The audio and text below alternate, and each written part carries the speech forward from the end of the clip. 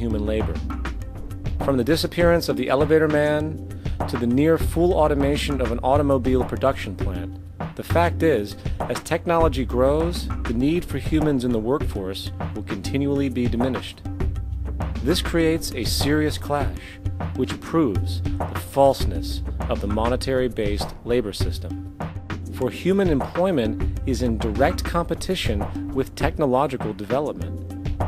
Therefore, given the fundamental priority of profit by industry, people through time will be continually laid off and replaced by machine. When industry takes on a machine, instead of shortening the workday, they downsize. You lose your job. So you have a right to fear machines. In a high-technology, resource-based economy, it is conservative to say that about 90% of all current occupations could be phased out by machines, freeing humans to live their life without servitude, for this is the point of technology itself. And through time, with nanotechnology and other highly advanced forms of science, it is not far-fetched to see how even complex medical procedures could be performed by machines as well, and based on the pattern, with much higher success rates than humans get today.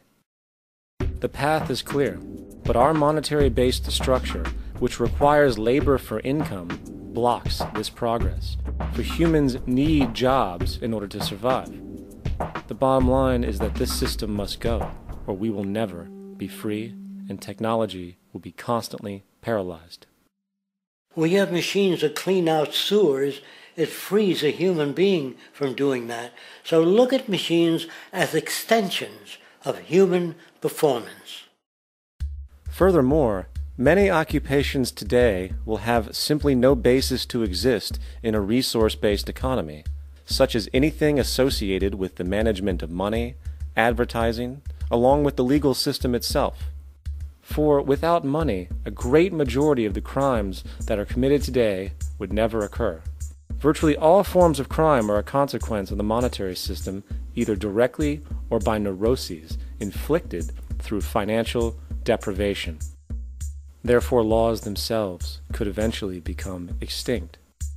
Instead of putting up a sign, drive carefully, slippery when wet, put abrasive in the highway so it's not slippery when wet. And if a person gets in a car that's drunk and the car oscillates a great deal, there's a little pendulum that swings up and back, and that'll pull the car over to the side. Not a law solution. Put sonar and radar in automobiles so they can't hit one another. Man-made laws are attempts to deal with occurring problems, and not knowing how to solve them, they make a law. Irrelevant superstitions, environmental destruction, and a despotic, socially indifferent, profit-oriented ruling class is fundamentally the result of a collective ignorance of two of the most basic insights humans can have about reality: the emergent and symbiotic aspects of natural law. The emergent nature of reality is that all systems, whether it is knowledge, society, technology, philosophy, or any other creation, will, when uninhibited, undergo fluid, perpetual change. What we consider commonplace today, such as modern communication and transportation, would have been unimaginable in ancient times. Likewise, the future will contain technologies, realizations, and social structures that we cannot even fathom in the present. We have gone from alchemy to chemistry, from a geocentric universe to a heliocentric, from believing that demons were the cause of illness to modern medicine.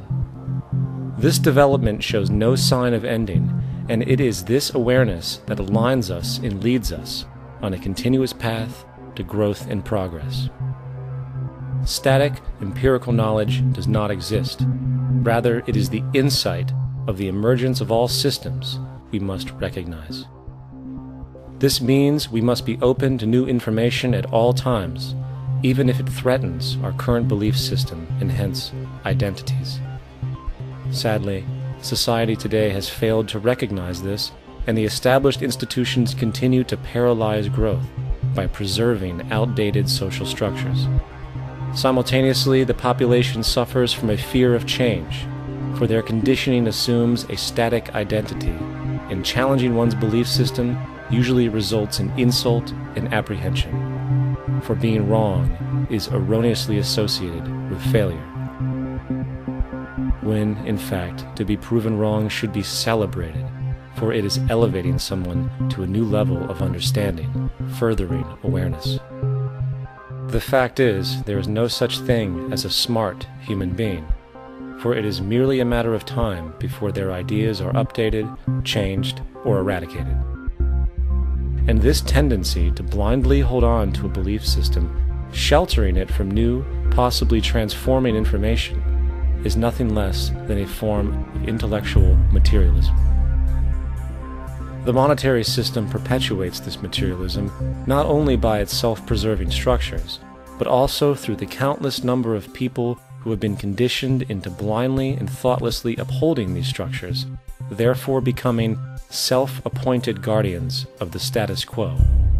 Sheep, which no longer need a sheepdog to control them, for they control each other by ostracizing those who step out of the norm. This tendency to resist change and uphold existing institutions for the sake of identity, comfort, power, and profit is completely unsustainable and will only produce further imbalance, fragmentation, distortion, and invariably, destruction. It's time to change. From hunters and gatherers to the agricultural revolution to the industrial revolution, the pattern is clear. It is time for a new social system which reflects the understandings we have today. The monetary system is a product of a period of time where scarcity was a reality. Now, with the age of technology, it is no longer relevant to society. Gone with the aberrant behavior it manifests. For there is no such thing as independence in nature. The whole of nature is a unified system of interdependent variables, each a cause and a reaction, existing only as a concentrated whole. You don't see the plug connected to the environment, so it looks like we're free, wandering around. Take the oxygen away, we all die immediately. Take plant life away, we die. And without the sun, all the plants die. So we are connected. We really must take into account the totality. This isn't just a human experience on this planet. This is a total experience. And we know we can't survive without plants and animals. We know we can't survive without the four elements, you know. And so when are we going to really start taking that into account? That's what it is to be successful. Success depends on how well we relate to everything around us.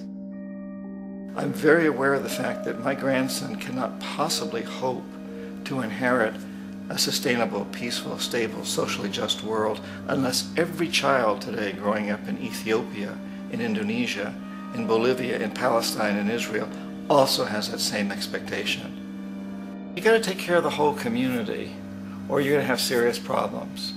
And now we have to see that the whole world is the community and we must all take care of each other that way. And it's not just a community of human beings. It's a community of plants and animals and elements. And we really need to understand that. That's what's going to bring us joy, too, and pleasure. That's what's missing in our lives right now. We can call it spirituality, but the fact of the matter is joy comes from that bliss of connectedness. That's our God spirit. That's that side of ourselves that really feels it. And you can feel it deep inside you. It's this amazing, wonderful feeling. And you know it when you get it. You don't get it from money. You get it from connection. Now, if that isn't a hazard to this country, how are we going to keep building nuclear weapons? You know what I mean? What's going to happen to the arms industry when we realize we're all one? It's going to fuck up the economy. The economy that's fake anyway. The economy that's fake anyway. The economy that's fake anyway. The economy that's fake anyway. The economy that's fake anyway. Which would be a real bummer. You can see why the government's cracking down on the idea of experiencing unconditional love.